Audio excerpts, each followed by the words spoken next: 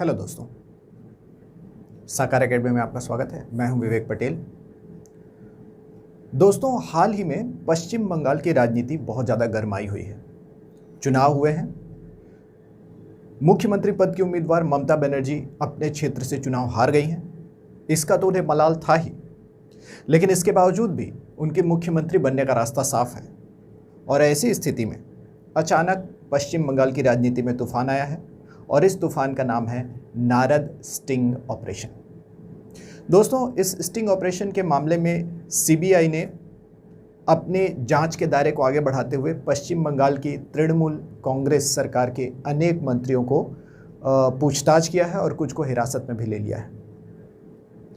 इसका विरोध करते हुए तृणमूल कांग्रेस की नेता ममता बनर्जी सड़कों पर आ गई हैं और कोविड-19 के रिस्ट्रिक्शंस को धत्ता बताते हुए पश्चिम बंगाल में राजनीतिक रस्साकशी का दौर शुरू हो गया है। इन सारे माहौल में ये जानने की बात है कि नारद स्टिंग ऑपरेशन आखिर क्या है, इसका बैकग्राउंड क्या है। तो दोस्तों, सबसे पहले ये सवाल पूछना चाहिए कि स्टिंग ऑपरेशन क्या होता है, और उससे पहले हम लोग पत्रकारिता के बारे में जानें। पत्रकारिता या जर्नलिज्म क्या है? खबरों को जानना और उनको जनता तक पहुंचाने के लिए उनको एक जनप्रिय स्वरूप में परिवर्तित करना। तो सूचनाओं को अखबार, इलेक्ट्रॉनिक मीडिया, यूट्यूब चैनल, अन्य माध्यमों से उपलब्ध कराना पत्रकारिता है। लेकिन एक और पत्रकारिता का प्रकार होता है खोजी पत्रकारिता, इन्वेस्टिगेटिव जर्नलिज्म। इन्वेस्टिगेटिव जर्नलिज्म या खोजी पत्रकारिता में पत्रकार खबर के आने का इंतजार नहीं करते, बल्कि खबरों की खोज में जनता के नज़दीक जाते हैं, अलग अलग क्षेत्रों में जाते हैं। आजकल 24 घंटे ताबड़तोड़ ब्रेकिंग न्यूज़ वाली जो पत्रकारिता चल रही है, इसमें खबरों के खोज के लिए पत्रकार जो हैं ग्राउंड लेवल पर अपने ओबी वैन के साथ पहुंचे रहते हैं और ऑन द स्पॉट लोगों से सवाल पूछते हैं। इससे क्या है कि खबरें जो हैं इनका आंखों देखा नज़ारा हम लोग को दिखाई देता है। लेकिन इससे भी आगे बढ़ती है खोजी पत्रकारिता, और खबरों की खोज में कई बार खबरों का निर्माण करने में भी पत्रकार शामिल हो जाते हैं, और इस प्रक्रिया में सामने आता है स्टिंग ऑपरेशन। स्टिंग शब्द जो है ये मधुमक्खी के डंक चुभोने से आया है। स्टिंग शब्द का मतलब होता है मधुमक्खी के द्वारा डंक चुभोना, और इससे काफ़ी दर्द होता है। बिल्कुल वैसे ही किसी भी सामान्य तंत्र में पत्रकार जब अंदर घुस करके कई ऐसी खतरनाक खबरें निकाल करके लाता है जिससे कि व्यवस्था में जो लोग निहित स्वार्थ बने हुए हैं, फ़ायदा उठा रहे हैं, उनको चोट लगती है और किसी भी पॉलिटिकल या एडमिनिस्ट्रेटिव सिस्टम की जो बुराइयां हैं वो निकल करके सामने आती है। तो इस प्रकार की पत्रकारिता का जो पराक्रम है, इसको हम लोग स्टिंग ऑपरेशन कहते हैं। और इस स्टिंग ऑपरेशन में जिनका भी भंडाफोड़ होता है, जिनका भी खुलासा होता है, वो लोग स्टिंग यानी कि चुभन को महसूस करते हैं, बिल्कुल जैसे मधुमक्खी की चुभन होती है। एक नॉर्मल स्टिंग ऑपरेशन में कोई भी पत्रकार या स्टिंग ऑपरेशन परफॉर्म करने वाला व्यक्ति सामने वाले व्यक्ति को जो है अक्सर लालच या घूस देने का प्रयास करता है, और इस प्रक्रिया में अगर सामने वाला व्यक्ति जिसके पास राजनीतिक और प्रशासनिक निर्णय लेने की क्षमता है, जिसके पास परिस्थितियों को परिवर्तित करने की क्षमता है, ऐसे क्षमतावान ताकतवर व्यक्ति के द्वारा उस लालच को स्वीकार कर लेने से स्टिंग ऑपरेशन का कार्य कंप्लीट होता है। इस प्रक्रिया को अक्सर हम वीडियो टेप या ऑडियो रिकॉर्ड में टेप कर लेते हैं, और इस टेप को जो है हम पब्लिक में एक्सपोज करके ये बताते हैं कि ये ताकतवर व्यक्ति अपनी ताकत का किस तरह से गलत इस्तेमाल कर रहा है। पर्सनल फ़ायदे के लिए, पैसे के बदले या फेवर्स के बदले वो अपनी शक्ति का दुरुपयोग कर रहा है। चाहे वो नेता भी हो सकता है, प्रशासनिक अधिकारी भी हो सकता है, लोगों पे प्रभाव डालने वाला कोई आध्यात्मिक व्यक्ति भी हो सकता है, ठीक है, कोई सामाजिक नेता भी हो सकता है, कोई समाज सेवक भी हो सकता है। कोई भी व्यक्ति जिसके पास किसी भी प्रकार की ताकत है, वो इस ताकत का दुरुपयोग कैसे कर सकता है, इसको जो है कैमरे पर रिकॉर्ड करके लोगों के सामने प्रस्तुत करना, ये होता है स्टिंग ऑपरेशन। दोस्तों, एक न्यूज़ पोस्ट स्थापित हुआ था तहलका.com। इसने जो है खोजी पत्रकारिता और स्टिंग ऑपरेशन को काफ़ी चर्चा में ला दिया था। स्टिंग ऑपरेशन के तौर तरीकों के ऊपर काफ़ी विवाद होते रहे हैं कि यहाँ पे कोई न्यूज़ नहीं है, यहाँ पे कोई पत्रकारिता नहीं है, ये सिर्फ लोगों को फंसाने और डिफेम करने के लिए लाया जाता है, लोगों को सिर्फ उनके नीचा दिखाने के लिए लाया जाता है। पत्रकार ज़बरदस्ती लोगों को लालच देते हैं और उनकी कमजोरी का फ़ायदा उठा करके न्यूज़ क्रिएट करते हैं। इस तरह से जो है स्टिंग ऑपरेशंस के ऊपर इल्ज़ाम लगाए गए हैं। तो स्टिंग ऑपरेशन सही है या नहीं, ये हमारी बहस का विषय नहीं है। नारद स्टिंग ऑपरेशन से राजनीति के ऊपर क्या प्रभाव पड़ा है, इसके बारे में चलिए हम लोग जानते हैं। नारद स्टिंग ऑपरेशन तहलका.com से जुड़े हुए एक पत्रकार हैं मैथ्यू सैमुअल, इनका डिज़ाइन किया हुआ है और पश्चिम बंगाल में भ्रष्टाचार और शक्ति के दुरुपयोग का जो है ये उजागर करता है। नारद स्टिंग ऑपरेशन को परफॉर्म करने के लिए बिल्कुल जासूसी फिल्मों की तरह पटकथा गढ़ी गई है। मैथ्यू सैमुअल ने इजराइल की जासूसी एजेंसी मोसाद के एक अधिकारी माइक हरारी के तौर तरीकों को यहाँ पे कॉपी किया है। इन्होंने अपना एक फेक आइडेंटिटी बनाया, मैथ्यू सैमुअल ने। इन्होंने संतोष शंकरन के नाम से एक आधार कार्ड बनाया, सोशल मीडिया प्रोफाइल्स तैयार किए, यानी एक पूरी फेक पर्सनालिटी तैयार की। और इन्होंने एक फेक कंपनी भी बनाई, इम्पैक्स कंसल्टेंसी सॉल्यूशंस। और इस कंपनी के प्रतिनिधि के तौर पर, ये कंपनी चेन्नई में बेस्ड थी, साउथ इंडियन इसका पूरा बैकग्राउंड दिखाया गया। और इस फेक कंपनी की ओर से फेक आईडी के साथ में हमारे पत्रकार सैमुअल जो हैं वो स्टिंग ऑपरेशन करने के लिए पश्चिम बंगाल में पहुंचे। पश्चिम बंगाल में इन्होंने अपनी कंपनी को अनैतिक तरीके से लाभ दिलवाने के लिए, ठेके हासिल करने के लिए और अनेक उच्च स्तर के लोगों से जान पहचान बढ़ाने के लिए इन्होंने घूस और विभिन्न तरह के लालच वहाँ पर राजनीतिक रूप से प्रभावी लोगों को देना शुरू किया। इसकी शुरुआत ऐसे होती है कि सैमुअल जो है एक टैक्सी ड्राइवर से मिलते हैं। टैक्सी ड्राइवर यूनियन से संबंधित है। यूनियन जो है एक नेता को जानता है जिसका कोड नेम टाइगर रखा गया है। तो सन 2014 में मैथ्यू सैमुअल जो है इस टाइगर से मिलते हैं, ये कोड नेम है। और इसके माध्यम से अखिल भारतीय तृणमूल कांग्रेस के बहुत सारे नेताओं से इनकी मुलाकात होती है, जिसको इन्होंने वीडियो टेप में और ऑडियो टेप में डॉक्यूमेंट किया है। इसका सारा ऑडियो इन्होंने छुपा करके जो ऑडियो टेप रखा हुआ था अपने बैग में, वहाँ से उन्होंने सारा डेटा रिकॉर्ड किया है।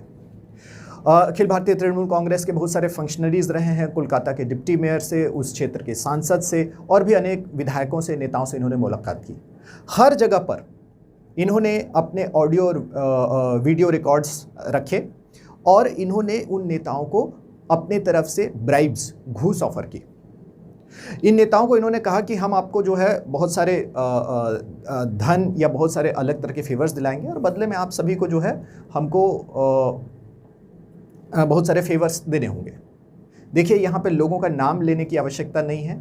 इस तरह का जो है सबूत जो है वो नारद टेप के माध्यम से, नारद स्टिंग ऑपरेशन के टेप्स के माध्यम से प्रस्तुत किया गया है।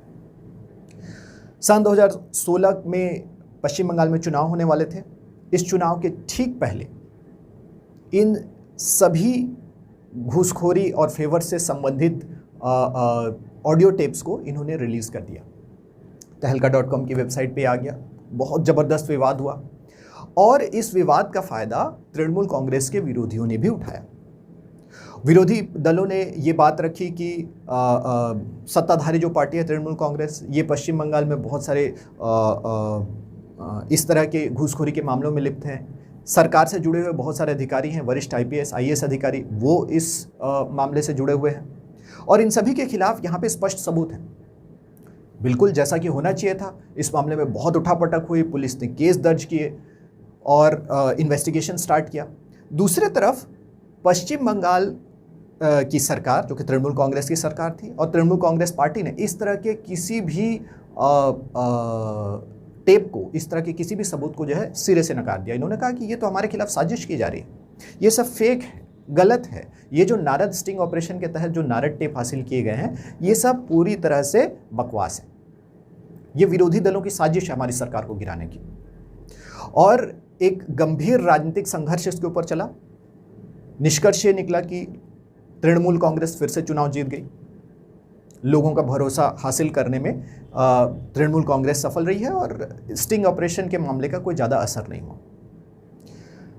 लेकिन इसके बाद ये सवाल उठाया गया कि क्या पुलिस निष्पक्ष तरीके से जांच करने में सफल रही है? विशेष रूप से राज्य बीजेपी इकाई ने, जो कि मुख्य विरोधी दल है, उसने ये सवाल उठाया। वाम मोर्चे ने ये सवाल उठाया, ये भी विरोधी दलों में आते हैं। और कर्नाटका पुलिस के द्वारा इसको इन्वेस्टिगेट किया गया कि भाई न तो राज्य सरकार का और ना ही आपका केंद्र सरकार का, आपका एक निष्पक्ष एजेंसी के द्वारा जांच की जाए। तो कर्नाटका पुलिस ने इस मामले में जांच शुरू की और इस मामले में कुछ एफआईआर भी हुए, लेकिन जांच कहीं तक पहुंच नहीं पाई। फाइनली 2017 के आते आते सेंट्रल ब्यूरो ऑफ इन्वेस्टिगेशन को जांच सौंप दिया गया। सीबीआई केंद्र सरकार के अधीन आती है, प्रधानमंत्री कार्यालय को रिपोर्ट करती है। सीबीआई हमारी केंद्रीय जांच एजेंसी है। इन्होंने जब इन्वेस्टिगेशन शुरू किया, इनको बहुत सारा समय लग गया नारद स्टिंग ऑपरेशन की टेप्स को वेरीफाई करने में, और 2017 में जाकर के इन्होंने पहला एफआईआर दर्ज किया। यानी जांच का काम बहुत धीमे चला है, विशेष रूप से तब जब तृणमूल कांग्रेस के बहुत सारे ऐसे नेता जिनके ऊपर इस स्टिंग ऑपरेशन में शामिल होने का आरोप लगा था, उनमें से कई बीजेपी में शामिल होते हुए हमको दिखाई दिए। और इस तरह से नारद स्टिंग ऑपरेशन की जांच केंद्र सरकार के लिए भी एक दुधारी तलवार बन गई। जहां ये एक तरफ बहुत सारे नेताओं को इम्प्लीकेट कर रही थी, वहीं कुछ ऐसे भी नेता थे जो अब केंद्र सरकार समर्थित यानी कि बीजेपी पार्टी में शामिल हो गए थे। और इस तरह से ये अब बीजेपी के बढ़ते हुए स्टेटस को नुकसान पहुंचा सकता था। तो इस तरह से गंभीर आरोप प्रत्यारोप और ब्लैकमेलिंग का दौर इस नारद स्टिंग ऑपरेशन की जांच को लेकर के चला है। दोस्तों, 2021 में पश्चिम बंगाल में चुनाव हुए, कोविड के माहौल में चुनाव हुए, बहुत ही गंभीर परिस्थितियां बनी, कोविड फैलने की भी स्थिति आई। और जब काफ़ी प्रयासों के बाद बीजेपी इस चुनाव में पूरी तरह से सफलता हासिल नहीं कर सकी और तृणमूल कांग्रेस ने सफलता हासिल कर ली।